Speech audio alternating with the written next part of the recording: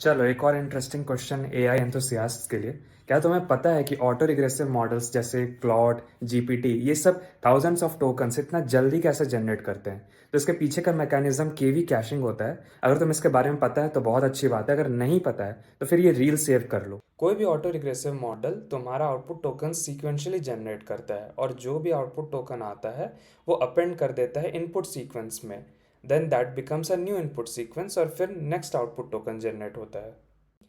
Internally तुम्हारे tokens तो embedding vectors में कन्वर्ट होते हैं, बट उसके बाद क्वेरी, की एंड वैल्यू वेक्टर्स में भी कन्वर्ट होते हैं। क्वेरी वेक्टर इज लाइक क्या सवाल पूछा गया है, की वेक्टर इज लाइक उसके कोरिस्पॉन्डिंग क्या क्या इन्फॉर्मेशन अवेलेबल है, and value vector is like exact content of that information. अब इस बात को समझो कि किसी भी गिवन टोकन के लिए जो सवाल पूछा जा रहा है वो चेंज होते जाएगा हर नेक्स्ट टोकन के आने के बाद, बट जो information key and value vectors में प्रेजेंट है with respect to each token वो कभी भी चेंज नहीं होगी एक नेक्स्ट टोकन के आने के बाद, which is a very important information. अब ये जो अटेंशन का कैलकुलेशन होता है हर एक टोकन के लिए, उसमें सॉफ्ट मैक्स यूज़ होता है which uses query vector for that particular token but key and value vectors for all the previous and current token. Now see how Q K V vectors are calculated on inference. Token one आया, उसके लिए query one, key one and value one, these three vectors are calculated.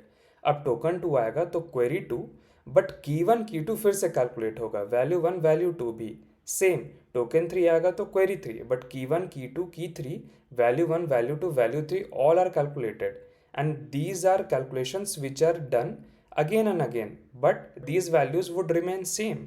So why not store them, because they are computationally expensive to calculate every time repeatedly.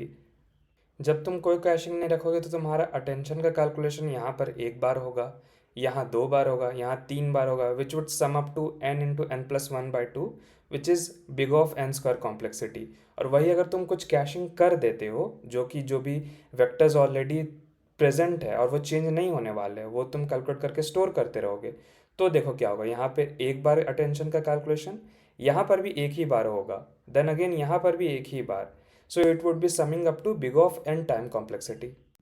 अगर तुम्हारे पास decoder only models है जिसमें तुम्हें large context का outputs चाहिए तो आराम से यूज़ करो, लेकिन डिकोडर ओनली में बहुत छोटा आउटपुट है जैसे सिंगल शॉट का, तो फिर कोई फ़ायदा नहीं है, तुम कैशिंग ओवरहेड ही इंट्रोड्यूस कर रहे होगे। अगर एनकोडर ओनली मॉडल्स हैं जैसे बर्ट जो कि पूरा का पूरा सीक्वेंस एक बार में ही प्रोसेस करते हैं तो फिर बेकार है ये चीज़। या फिर अगर मेमोरी इश्यूज़ है, तुम्हारे पास स्टोर करने के लिए उतना जगह ही नहीं है, तो फिर तुम क्या करोगे कैशिंग रख के।